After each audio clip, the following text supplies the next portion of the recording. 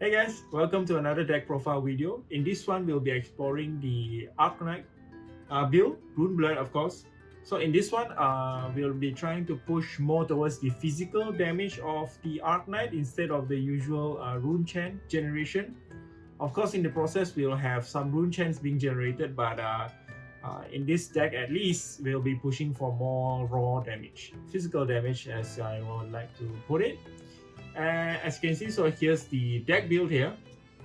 If we go into the, let me just go into the gallery mode here, right? So this is our loadout. Let me just collapse that. So we'll take a look at the cards and we'll see how it interacts with each other. So I think this view is better in this case.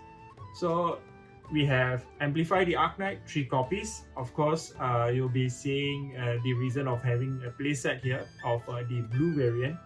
Our deck is it will deal quite a lot of physical damage, but you also notice that it requires quite a bit of resources.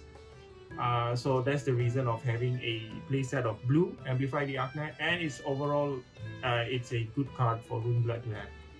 2 red variants you'll see in a bit, and then we have the yellow variant here. Command and Conquer, a great card to have. Overall, a generate action attack. You can see that a defense reaction can be used within its chain link, and it's also especially useful against Ranger, where it basically destroys all the cards in their arsenal. So you might know that Ranger likes to have their cards in their arsenal. Next, we have Drawn to the Dimension. Here, 3 copies, the red variant, and also 3 copies of the yellow variant here. So another great card for Rune Blood. It lets you draw a card, besides dealing some damage. And also it costs less if you have some Rune Chant, and we'll get to that in a moment. And also we have Dread Triptych here. So there's a bunch of optional attacks here. So if we play any non-attack action card this turn, create a Rune Chant token. If we dealt any type of arcane damage, create a Rune Chant token. If it hits, create another Rune Chant token. So that's something to note. Also, you'll notice that it's only available in the blue variant, which fits perfectly. We do have to pay for our cost. We have Drone of Brutality, the red variant. We're going for raw damage here, so 6. Anytime it will be put into the graveyard, it actually goes to the bottom of the deck. So we somewhat have a infinite amount of, a way to attack. And then we have Enlightening Strike, 0 cost, great card. And also, it also has, of course, it comes with additional costs. We have to put a card from our hand to our bottom of the deck, but we get to choose from a bunch of options. We get to draw, we get to do more damage, or we get to go again. So this is one of the primary ways of attacking our deck. So we have Slog here. So we basically, all we have to do is banish a card named Sloggism, which will be in our non-attack action slot. We have the blue variant, 2 red variants, as it can be quite expensive to pay for the cost, and also 2 yellow variant. You can see that it the red variant does 6 damage, which is pretty good for a 2 cost card. And also it gets Dominate. So basically what Dominate does is the defending hero, they can't defend for more than 1 card basically, so they can only defend with 1 card. Of course, if they have some card they want to play from the arsenal, so that's another story, but basically they can't defend with more than 1 card from their hand, so Dominate is useful. And we're gonna activate this by doing some Sloggism bottom here, but let's go through. We become the Arknight. So basically we get to do some kind of exchange between non-attack and attack action cards. If you can see that we have quite a lot of, it's almost 50-50. I wouldn't say exactly balanced out, but we have quite a lot of non-attack action then, and it could be in a situation where you're stuck with a bunch of non-attack actions, or you're stuck with some attack actions and you want to do some exchange between them, or you need some cards. So basically, Become the Arknight does that. It's a utility card to help us with that. And then we have Lead the Charge. we can play an action card, cost 0 or greater, and we gain 1 action point. So it's useful for read the runes here. You can see that it generates 3 rune chant token, but it has no go again. So lead the charge combined with read the rune, we get to go again, and also we get to reduce the cost of amplify the Arknight. Now, as you guys might know, the rune chant token only triggers on rune blade attacks. Let's say we use the other generic action attack, so our rune chant token gets accumulated, and once we launch all of them at once. It's not going to be much because not all, you can see that our deck does not rely heavily on the rune chants, but it's still nice to have some arcane damage. So we have Potion of Strength once again, 0 cost, 0 drawbacks, and it has a blue variant in case you want to use it to pitch. You want to pitch it and then get some resource cost going on, resource points going on, and then if you use it, you get to +2, another buff to the damage. We're gonna swing hard. So the deck basically what it does is keep buffing the attack, swing 1, swing hard, deal a bunch of physical damage, kind of like how Guardian plays. So we get to go again, of course.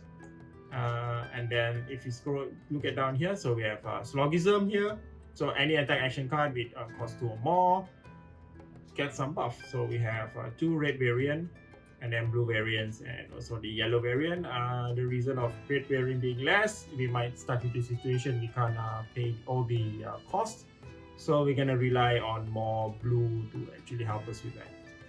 And then we have Tome of the Arknight. So we get to reveal the top 2 cards of our deck. If it's a non-action or an action card, we get to put it in our hand. So this is also quite useful, as we do have the majority of the deck is actually consists of non-attack action as well, attack actions.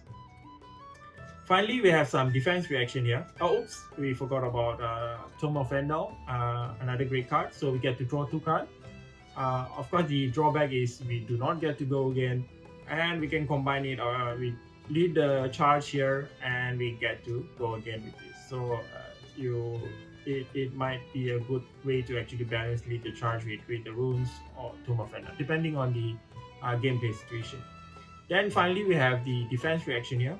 We have 2, reduce to rune chant, basically some good rune blood defense reaction going on. We get to create a rune chant token, and also it costs less if you have some rune chant going on. So we have Sink Below, another defense reaction we can take a look at, and we can use it to put a card from our hand to the bottom of the deck. If we do, we can get to draw a card. Okay, that's a way to actually exchange once again, change between attack action and non-attack action, just to get some balance out of that. And it's cost 0. Okay, now we have looked at the attack actions and also non-attack action and how some of the slog interaction goes on.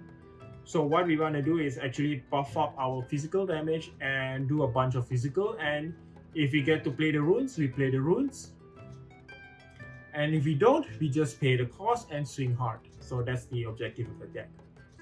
And then let's take a look at the instance here. We have Sigil of Solace just to gain some life, gain 3 life. And we have Snag. So Snag is useful because we don't really play any, we don't play any attack reaction at all. So this would be useful against some pesky warrior decks that like to, sharpen their blades and increase their attack damage. So this is something to actually keep in mind. So this might be useful in certain situations. Also, it's an instant, and it's always of the blue variant, so it can help us in case we have difficulty in paying some of the cost. Okay, so those are the attack, non-attack, and we are done with the instant. Let's take a look at the equipment here.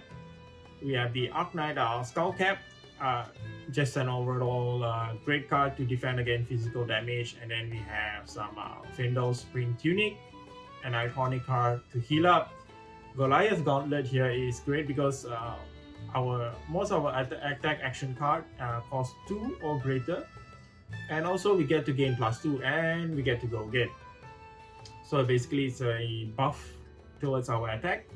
And one thing to note here is the next attack action card that costs 2 or more let's say we have amplified the Arknight, even if it's being reduced by rune chant, it's still counted as more than 2, in this case 3. So it's the printed cost, not the current cost. So that's something to keep in mind. And then we have the hardened cost trap. So we can use this to reduce some of the cost of our attack. And then there's optional of Mage Master Boots, non-attack action. Of course, if you need to read the runes or trigger some tomb, you can do that. You can use this equipment. And then we have the Now Rune Boost Glove just to block some arcane damage. So you can rotate around this equipment depending on your opponent, what kind of hero you're against. If you're against a wizard, you want some arcane barrier action happening on here, and maybe lean towards a life. If you're against some guardian deck, you might want to hit harder, and also use the cross strap to actually pay some of the cost. Now let's just take a look at in a gallery view, so you can take a look at the cards. So we have the Amplify the Arknight here, Command and Conquer, Drawn to the Dark Dimension, 3 Drone Vitality and Lightning Strike, great card. Lead the Charge, seeing below here the Slog, combining it with the Sloggism just to get a decent damage out. Read the runes, reduce to rune chant, defense reaction here. We have some Tomb of Fendel, just for the utility, Snag again. Dread Trip Chich for the for different optional attacks, become the Arknight, and also Tomb of the Arknight for some drawing action also. And then we have Potion of Strength to buff up our attacks, Sigil of Solace just to gain some health.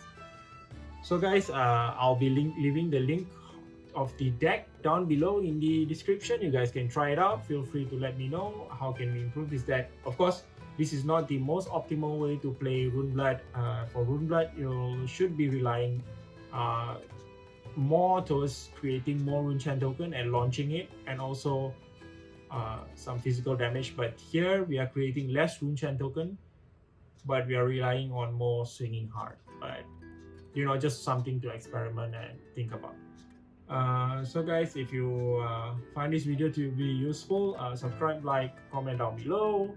Anything at all, just let me know. Thank you very much for watching, guys. See you guys in the next one.